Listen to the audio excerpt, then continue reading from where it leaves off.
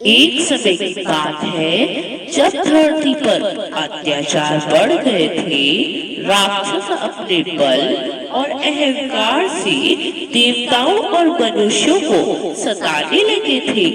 उनका नेता महिषासुर था, जो आधा भैंसा और आधा मनुष्य था। उसने ब्रह्मा जी से कठोर तपस्या कर अमरता का वरदान प्राप्त कर लिया था। ब्रह्मा जी ने कहा, हे महिषासुर, तुम किसी पुरुष या देवता से नहीं मारे जाओगे। महिषासुर हंस पड़ा और बोला, तो अब कोई मुझे नहीं हरा सकता। वरदान पाकर वह और भी निर्दयी हो गया। उसने देवलोक पर आक्रमण कर दिया और सभी देवताओं को परास्त कर दिया। देवता डर गए और विष्णु, शिव और ब्रह्मा के पास पहुंचे। तीनों देवता बोले, अब समय आ गया है कि शक्ति स्वयं अवतरित हो। उनके मुख से एक तेज प्रकाश निकला जो 10 दिशाओं में फैल गया। वह प्रकाश एकत्रित होकर एक दिव्य रूप में बदल गया।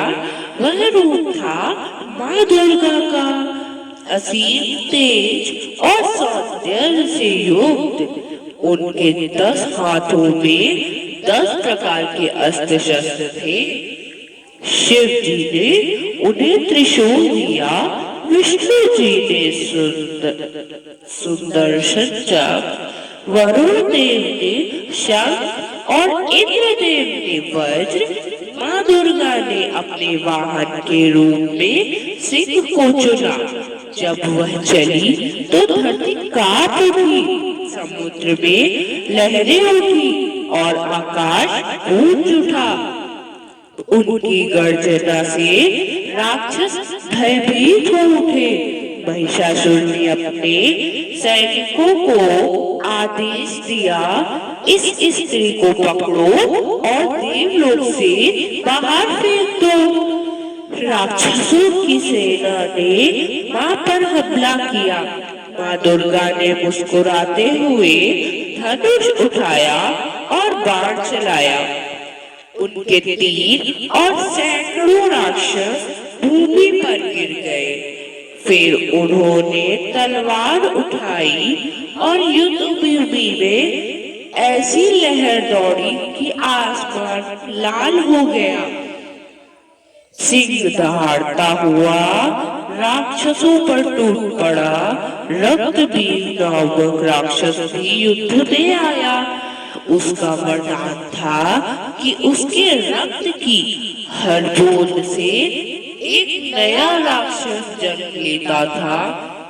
माँ ने अपनी शक्ति और उसे समझा और मुस्कुराई।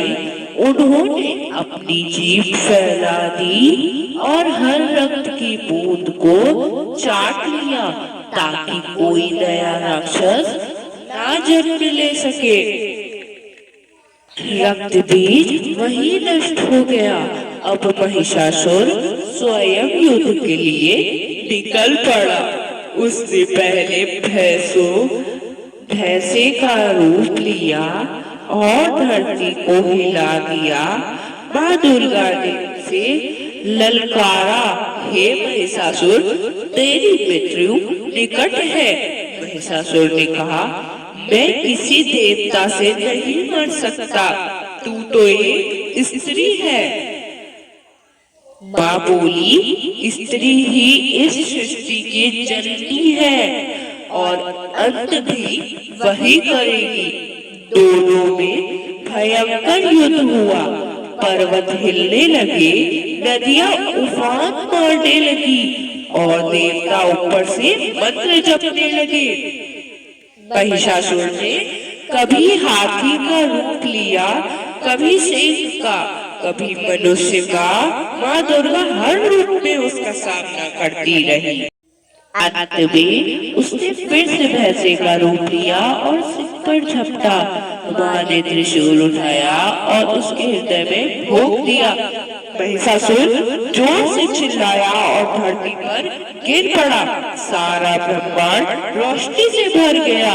देवताओं ने माँ की स्तुति की। जय देवी दुर्गे, संसार की रक्षक। माँ ने कहा, जब अधर्म बढ़ेगा मैं किसी न किसी रूप में प्रकट हो जाऊंगी। उसके बाद माँ कैलाश लौट गई और वहाँ विश्राम करने लगी। धरती पर फिर से शांति स्थापित हुई। लोगों ने दुर्गा पूजा आरंभ की। हर साल माँ के आगमन पर उत्सव मनाने लगे। कहीं ढोल नगाड़े बजते, कहीं लोग नाचते और भक्ति गीत गाते।